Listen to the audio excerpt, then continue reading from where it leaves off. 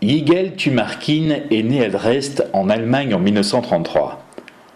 Ce peintre et sculpteur, dont le musée acquiert 2 sculptures, fait figure d'enfant terrible de l'art israélien. Il émigre en Israël en 1935 et marque toute une génération de jeunes artistes. Après un service militaire dans la marine israélienne de 1952 à 1954, il étudie la sculpture avec le sculpteur Rudi Lehmann à Ein Hod, un village d'artistes au pied du mont Carmel.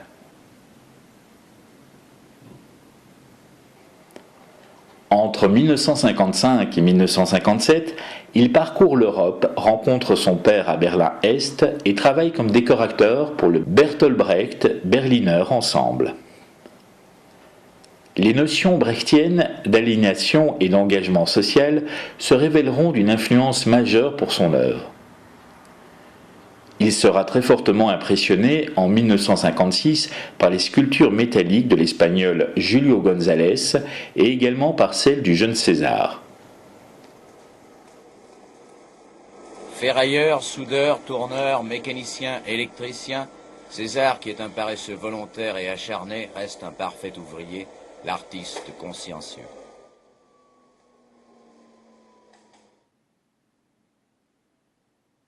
C'est à Tel Aviv, durant l'été 1956, que Tumarkin élaborera sa première sculpture d'acier inspirée par Isaac Danziger.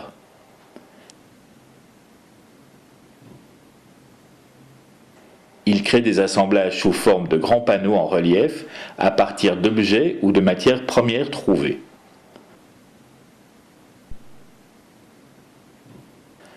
Le désert de Negev l'inspire et il utilise du sable fixé à l'aide de spray dans plusieurs œuvres. Dans les années 1960, il sculpte l'acier en Allemagne, en Hollande, et à Paris, il rencontre les artistes du nouveau réalisme et devient ami avec Tristan Tzara. Il a été particulièrement fasciné par John Heartfield et Kurt Schwitters. À partir de 1963, il crée des modèles pour sculptures d'extérieur dans le désert et pour les villes en construction de Dimona et Arad.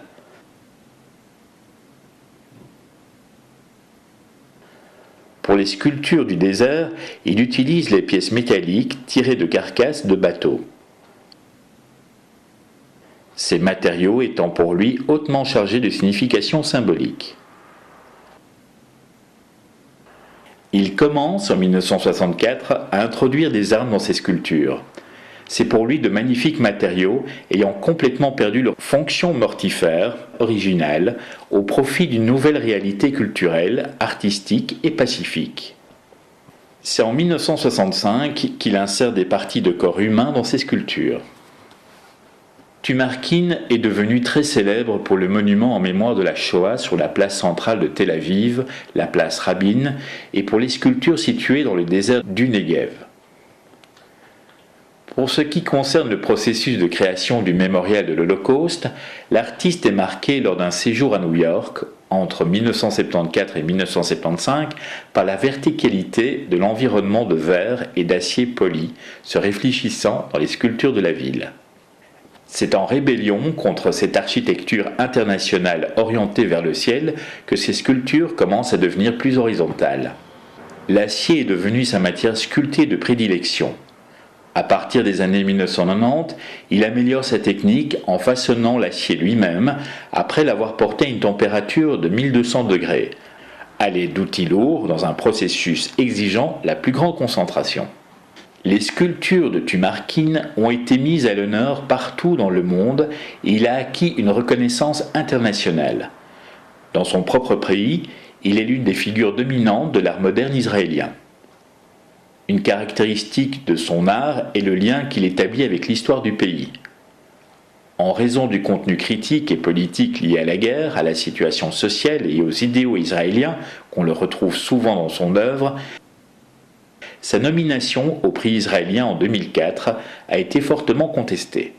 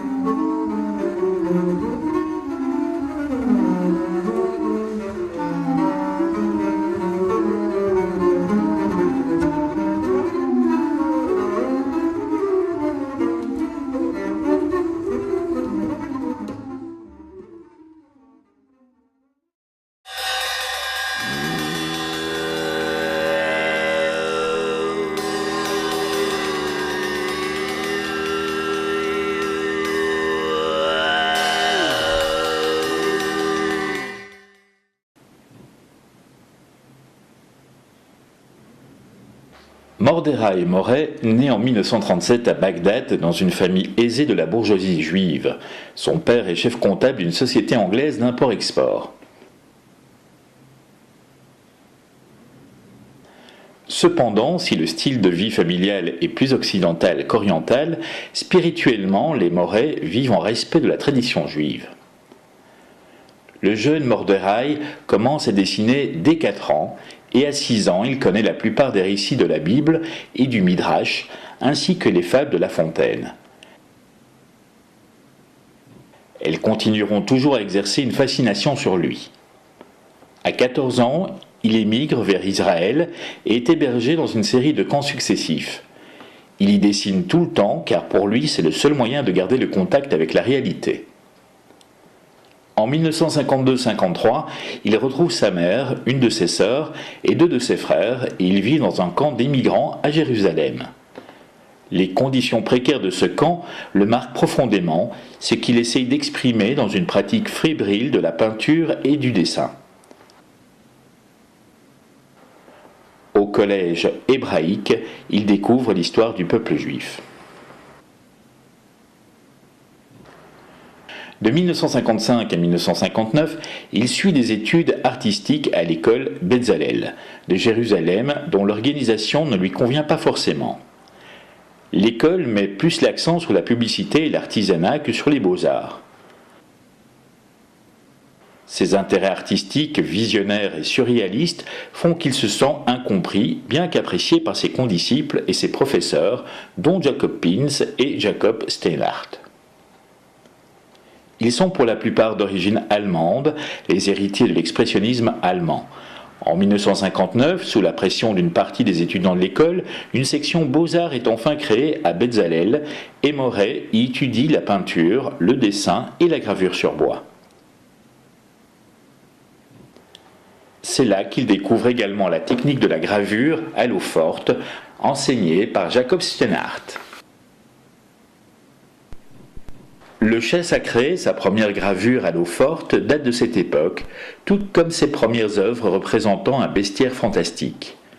Ces animaux, qui sortent directement de l'imaginaire de leur créateur, constituent aussi des sortes d'archétypes révélant l'angoisse, ainsi que les aspirations et le destin des êtres humains. En 1960 et 1962, Moreh, pourvu d'une bourse d'études du gouvernement italien, part étudier à l'Académie des Beaux-Arts de Florence. Les impressions récoltées lors de promenades dans cette ville et l'étude de carcasses d'animaux donneront naissance à toute une série de dessins d'animaux martyrisés ou blessés qui symbolisent la cruauté, l'injustice, la persécution et la mort. De cette période datent également des eaux fortes et des huiles représentant des crânes qui hurlent et des oiseaux crucifiés. Un peu déçu par le cursus de l'Académie de Florence, il part en 1962 pour Paris, ville dans laquelle il passera les 18 années suivantes de sa vie. Pour Moreh, le plus important n'est pas de suivre un style particulier ou d'apprendre de nouvelles techniques artistiques, mais plutôt d'acquérir toujours plus d'habileté dans les capacités de représentation, de façon à être ensuite capable de rendre de la meilleure manière possible et plus fidèlement ce qu'il a envie de représenter. Pour lui, dans n'importe quelle discipline, l'artiste doit être en premier lieu inspiré par son propre monde intérieur et par ses expériences vécues, plutôt que de se positionner par rapport au marché de l'art, de vouloir être à la mode ou de copier d'autres artistes à succès.